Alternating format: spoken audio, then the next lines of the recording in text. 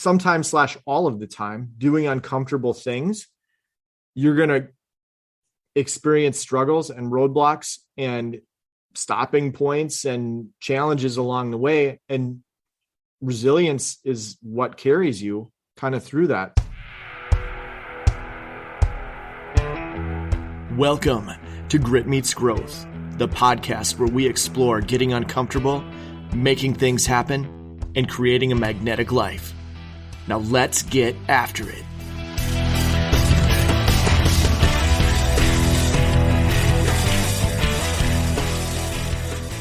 Get after it and live with no excuses and wear those statements with pride. Grit meets growth, grit gear. Check it out. It's a good intro. Ready to dive in and record an episode? Let's do it. We're coming off of the last time we recorded, we were getting ready to do the Murph. We completed the Murph. It was exactly as challenging as everybody said it was going to be, and it looked like it was going to be. What are some of your takeaways? I've got some, but I'd love to hear yours first. The run was as hard as I thought it was going to be for me because I'm not a runner. But the level of pride that I felt upon completing the Murph can't even be explained. I've felt so much pride from completing that and knowing that I went through and achieved that accomplishment. Pretty awesome. I would echo that. And I would say that crew at Excel Fitness that showed up on that Saturday morning to do the Murph. First of all, for everybody who was there that welcomed me into kind of the Excel Fitness tribe that morning, it's phenomenal. The gym was awesome. Kurt, you rock. The camaraderie within that group. Murph is hard. Like it is, we talked about it. It's the mile run. It's the 100 pull-ups, the 200 push-ups, the 300 air squats, followed up by a mile run. It was hard. I kind of knew / thought it was going to be hard. It was a grind. But to be in a room full of, what was it, 25, 30 people? Yep. All doing it at the same time together, it was freaking awesome. And to have some moments during that morning to think about why we showed up, what the Murph was all about, the sacrifices that have been made so that we can roll in on a Saturday morning and do a Murph in a country that has some freedom and the freedom to be able to do that in a place that we love was phenomenal. It was super cool. My legs hurt for probably 4 days after. Those air squats were a beast. But I'm super glad I did it. Yeah. And like you said, the crew, and I don't know that there was ever a time during it that I know for a fact there was not a time that I ever really felt like giving up. Like that just in my mind was never an option. And when I would hit a wall, all you had to do is look around. And, everybody's in the same place, right? Everybody's feeling that same pain. And that's the whole idea behind it, right? It is supposed to be that way. It's that way for a reason. There was no quit in that group. Everybody started and everybody finished, and it was hard, but there was no quit. And I think there were moments in there. I don't think I ever had a moment where I felt like I was going to quit, but there were moments in there where I felt like this sucks. And the sweat's pooling and we were doing the pull-ups with the, what do you call it? The assisted on the machine. Mm-hmm.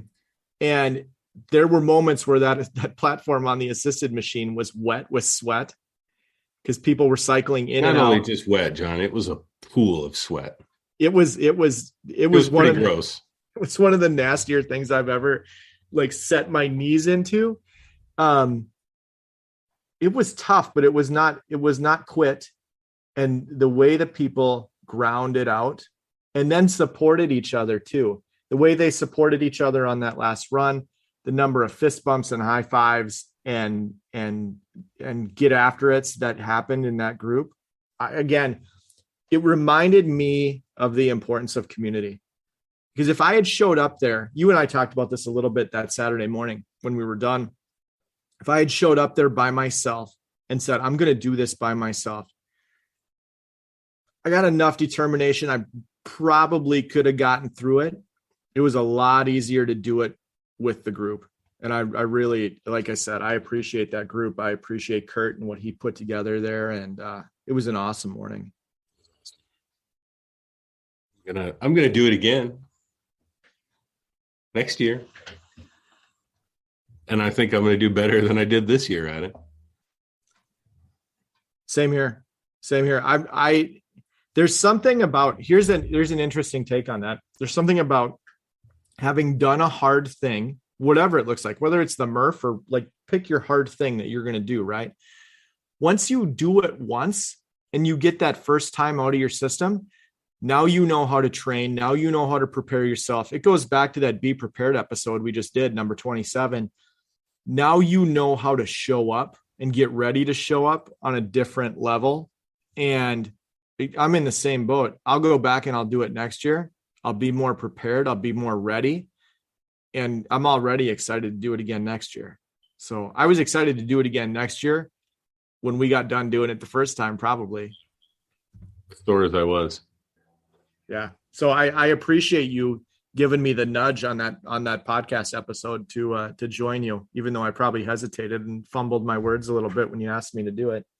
Well, let's be truthful. I hesitated when I was asked by Kurt. I mean, I didn't answer yes right away. But it certainly has been on my radar the last couple of years. I'm glad that this year was the year that made it happen. It's fun when there are those things that have been on your radar for a while that you have put off or procrastinated or said, I'll do it next year. It's fun when you hit that moment where you're like, no, I'm actually going to do it now. And there's a lot of power in that. I got a lot of things in my life that I've procrastinated on and that I've pushed off and that I have said, I'll do it later, or I want to do it, but it's not important enough to do it now. And this past year, there's been a handful of examples of those things, probably a lot because of these conversations and doing the podcast. There's a lot of things I've done this year that I've put off for a long time that I cut the excuses on and said, I'm not going to wait anymore. I'm working on a blog post right now for Depth Not Width, and it's about time is not on your side. Time is not your friend. Everything that I put off this year, assuming that I'll be able to do it next year when it comes back around, I'm gambling pretty hard that next year will be there. Probably will be, but there's a lot of unknowns in 365 days. Unknowns that happen in a week. Right. Let alone 365 days. Yeah. It comes down to doing those things, doing those activities, putting yourself in that situation and not quitting. Just don't quit. And I know that sounds easy to say that, but just don't quit. If you don't quit, you can't fail. The only way you truly fail is if you quit. So many things to do. So much good to be had. But it requires us to do things we may not want to do or tough things and do them consistently. Right? I think what you post yesterday about, from Milet's new book, right? One more thing. One more workout. One more step. One more thank you note. One more outreach. One more phone call. Just make one more. So that's the interesting thing, pointing back, just stepping back for a second back into the Murph conversation. That's what the Murph was. We broke it into, I'm going to do 5 pull-ups. I'm going to do 10 push-ups. I'm going to do 15 squats. And then I'm going to repeat. And when we broke it into those small one more kind of pieces, I just have to do one more set of 5. I just have to do one more set of 10. We get really wrapped up. So set a goal for yourself, right?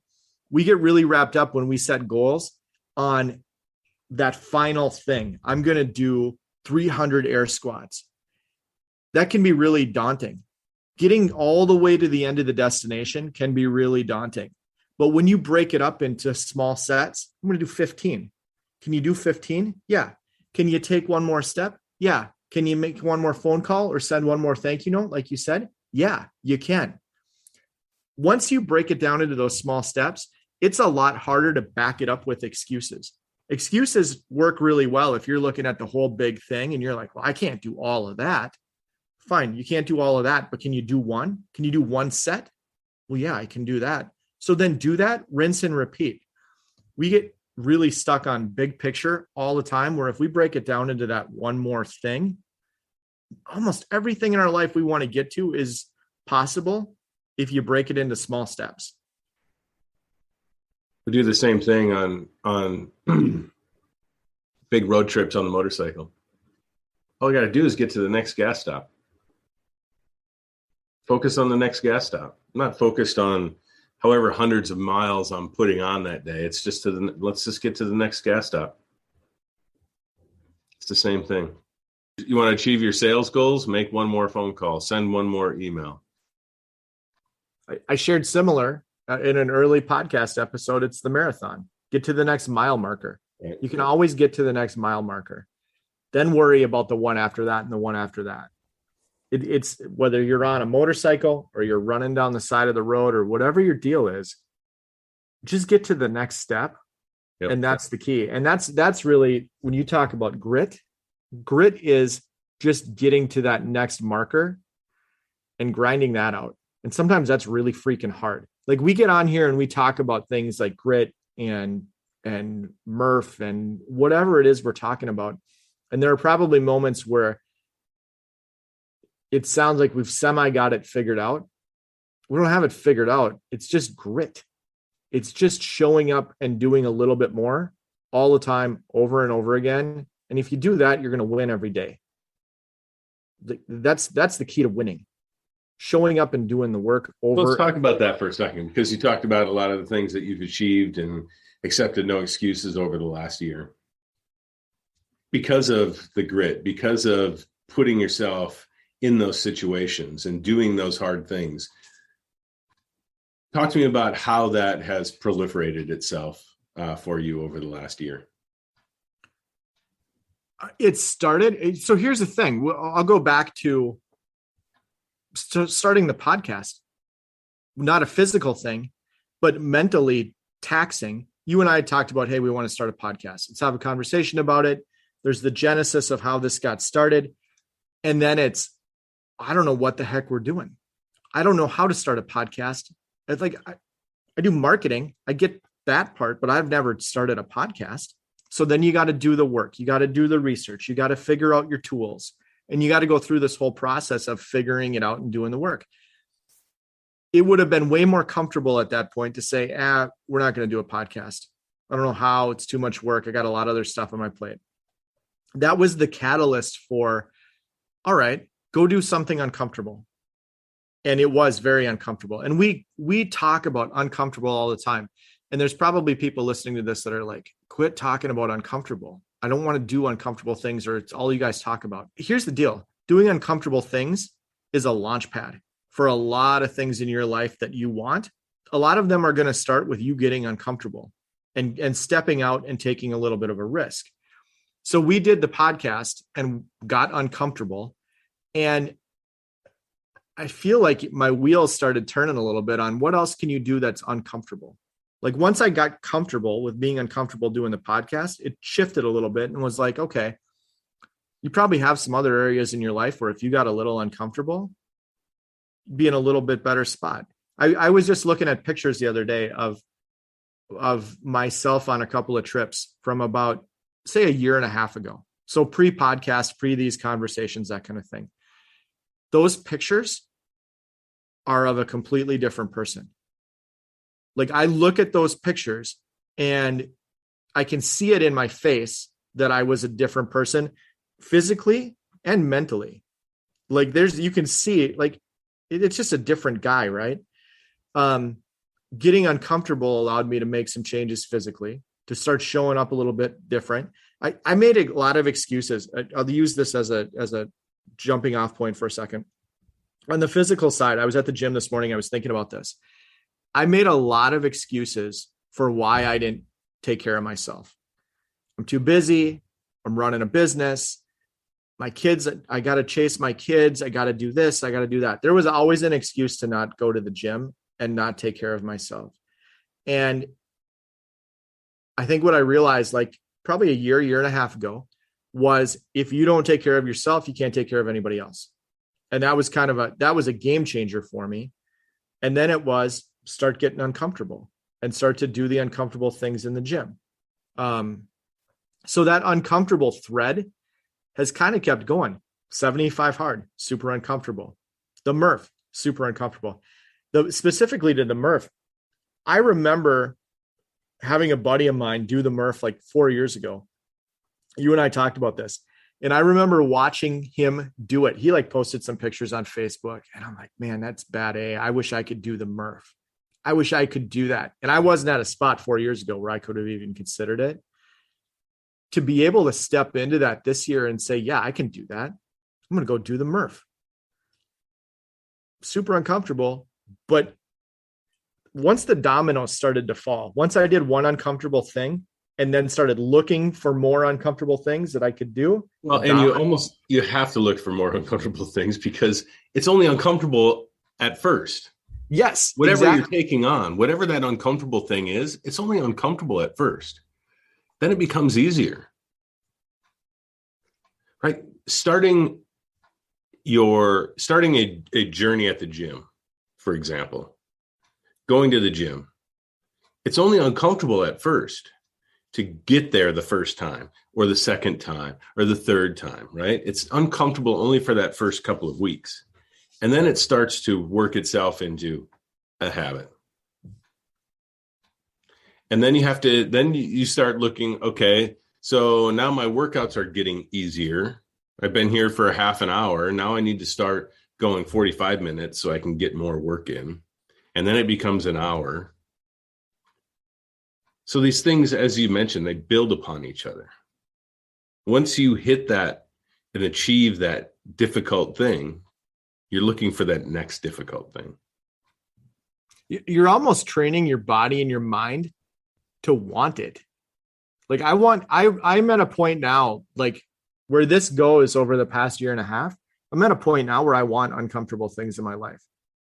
I want that feeling of a little bit of risk, a little bit of edge.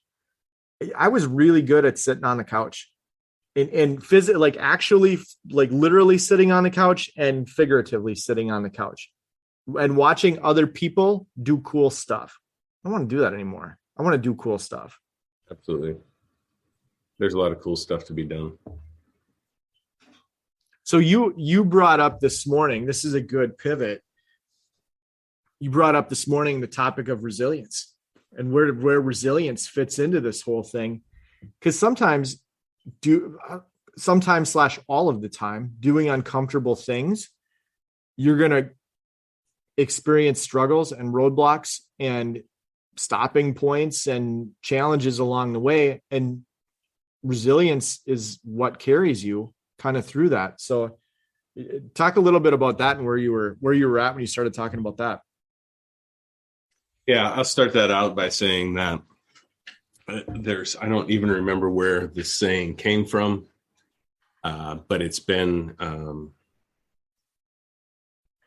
mantra of mine every time that I get thrown a curveball or an unexpected event comes at me. And that is the character of a person isn't made by the situation in front of them, but how they react to it. It's the reaction that builds the character and makes the character of the person. And so resilience is, in my mind, that reaction. It's how we deal with it. Resilience is thinking about how our body recovers from a hard workout. You know, we talk about the Murph. We went through that Murph. We spent an hour of time doing all of these exercises. Like, my body was pretty beat up. But you know what? 2 days later, 3 days later, I'm fine, right? I'm healed. I could go do it again, right? That's resiliency of our bodies. Resilience of our mind. I think that's something that that I've had to work on often, contemplating upon the situations that have been, put in front of me, thinking about how in the past I may have folded under the pressure of a certain situation, and now today I just grab the reins and giddy up. So that you said grab the reins and giddy up. That's there's a lot of times in life where that's all you can do is grab the reins and giddy up. Like, you just got to keep moving. I think movement is a big part of resilience. When we hit obstacles, when we get stuck, or those challenges come at us, it's easy to stop. It's easy to stop. It's easy to get paralyzed. It's easy to get stuck in the quicksand, or whatever you want to call it. The key is to keep moving. And resilience is an example of us continuing to move, and continuing to create some momentum. Even if it's slow, you have to keep going and keep chugging forward.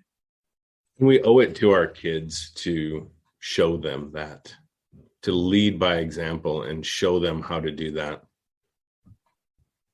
There isn't anybody else that's going to do it. It's up to us as parents to let them know that they are capable. We're capable, right? We're capable. Show them that we're capable, so they know that they're capable. One of the things, it's interesting that you say that, because one of the things that Ed Milet talks about in his new book, The Power of One More, along the lines of continuing to do one more day, one more thing, that kind of mindset, is our kids need to see us doing one more.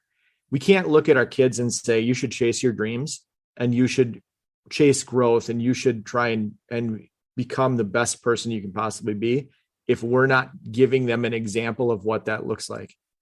And that can be a heavy load to carry as a parent. Like, well, I'm responsible for setting that example for my kids, but that's the truth. I mean, they're going to follow the path that they see. And so for us, ensuring that they see a solid path, and they see us chasing some of the things that we want, if we're going to tell them to do it, we have to show them what that looks like.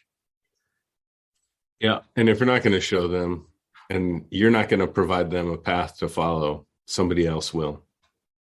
All day long. Likely going to be way different than the path that you're going to provide for them. All day long. Yeah. That is one of the things that has hit me as a dad, is I have certain things I want to share with my kids, certain things I want them to understand and realize about life and how they show up. If we don't take on that responsibility to lead, especially with our kids, somebody else will. 100% all day long. And to your point, we're not always going to like the way somebody else teaches them. And it's not always going to be accurate. It's not always going to be spot on.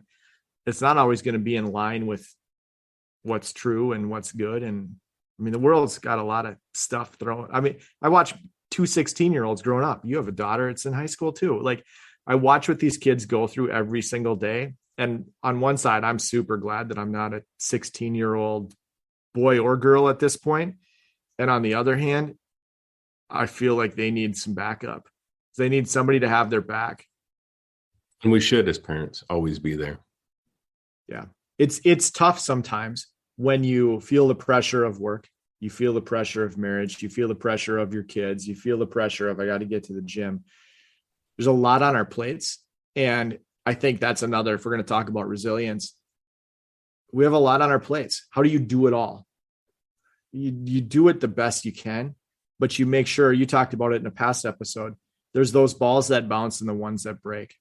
And the ones that break, we have to juggle them well, and we have to make sure they don't hit the floor and crash. And the ones that bounce, you let them bounce, and that's okay. Yep. So They'll come back to you. Yeah, it's just interesting, right? I've talking about graduation, and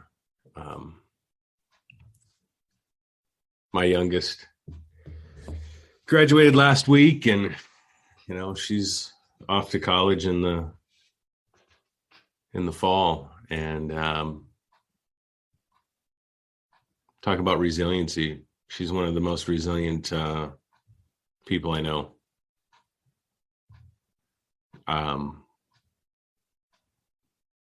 Whether it's AP classes and the challenge of it, or some of these one or two college courses that she's taken this past year for college credit, and just the resiliency required as a high school student to pour into those efforts, along with trying to also maintain a social presence and be there with her friends, as well as a job that that she has. It's a proud moment when you see your 18-year-old children juggling the balls and keeping things all firing, doing well on the grades, maintaining friendships outside of school, being a valued employee at work. It's a proud moment. What's interesting about that too is you kind of hit on it. Resiliency is a choice that we make every single day. It's probably a series of micro choices, if you want to call them that. But resiliency is a choice, because take your daughter as an example.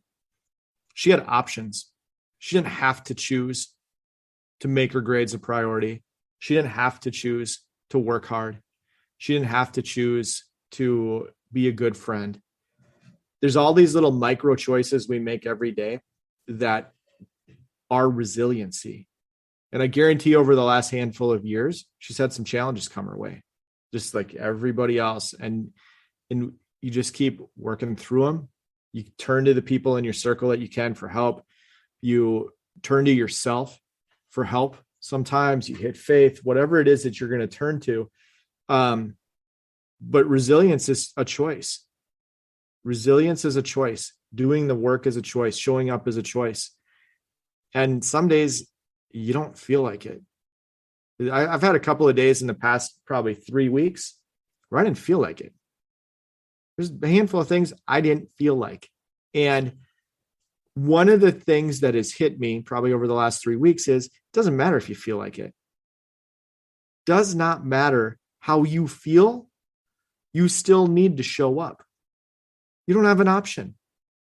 And once you crack that code and be like, okay, regardless of how I feel, I have to do it. On the other side of that, once you're done doing it, you feel pretty darn good. We've talked about that time and time again, especially with the gym. There's plenty of days you don't feel like going to the gym. Guarantee you never, ever, ever leave the gym going, God, I wish I hadn't come today. Right. And that's just one example. Apply that to any other component of your life. That topic of making the choices and the decisions. I had a moment this week that was eye-opening. I've got a project I'm working on for Orange Ball, and I've procrastinated on it a little bit. And it's interesting because it's a project I believe in. It's something I know is going to create good results for us, but I've procrastinated and I've let fires and urgent things get in the way of it. And I haven't invested the time into it that I should.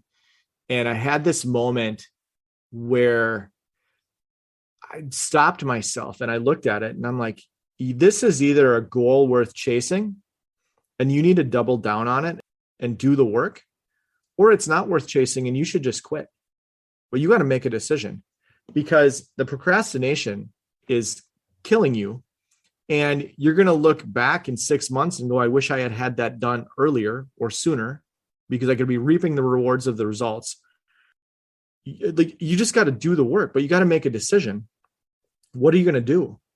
And it was a good kind of personal moment to say, okay, yeah, this is important. I do believe in it. I need to buckle down. I need to do the work. And it led to some good conversations. It's led to some work getting done that needed to get done. It's led to refocus. But I had to challenge myself a little bit to be resilient in that area, because there were a lot of distractions, a lot of noise, a lot of things that were keeping me from diving in. And then you layer onto that just straight up procrastination. I was holding myself back and in theory, holding the whole company back. So I was going to say, is it keeping you from achieving your rocks?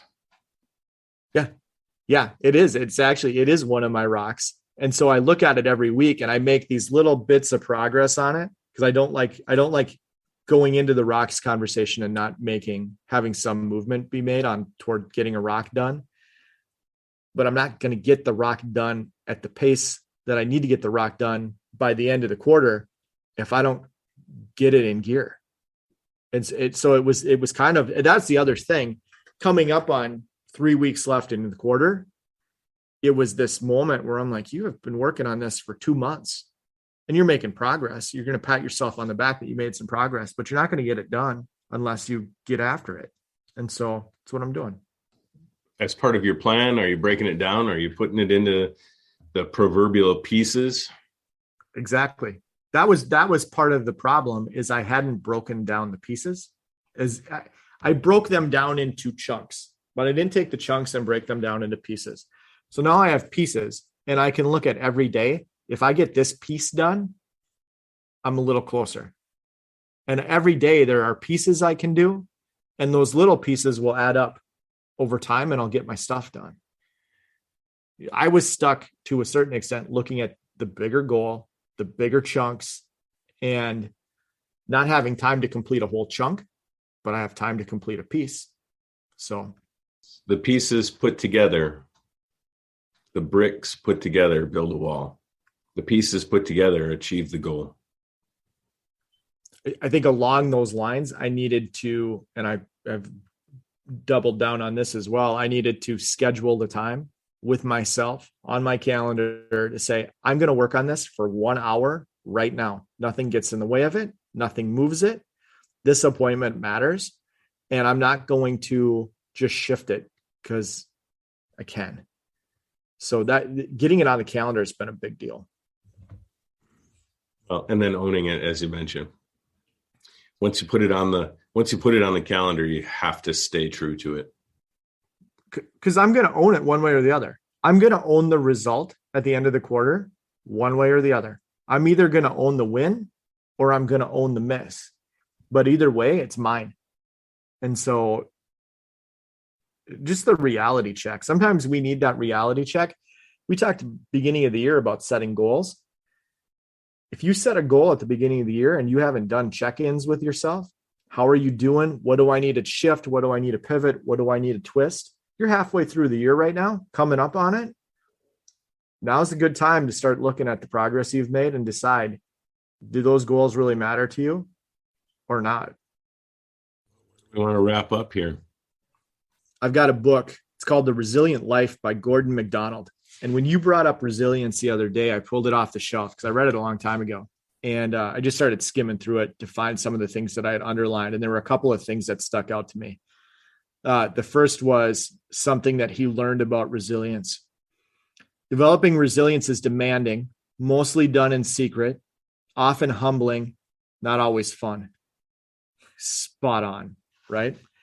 And one of the second pieces that stuck out to me was this.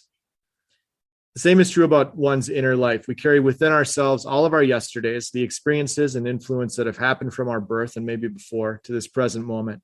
These yesterdays can powerfully affect today, the right now, and dominate our relationships, our choices, our views of ourselves. If our yesterdays are in a state of good repair, they provide strength for today. If not repaired, they create havoc. So that's another thing to think about on the resilience side is it can be easy to carry your past with you and drag it around. And past is past. You learn from it. You gain strength from it. You figure out sometimes what you don't want to do, and then you move on.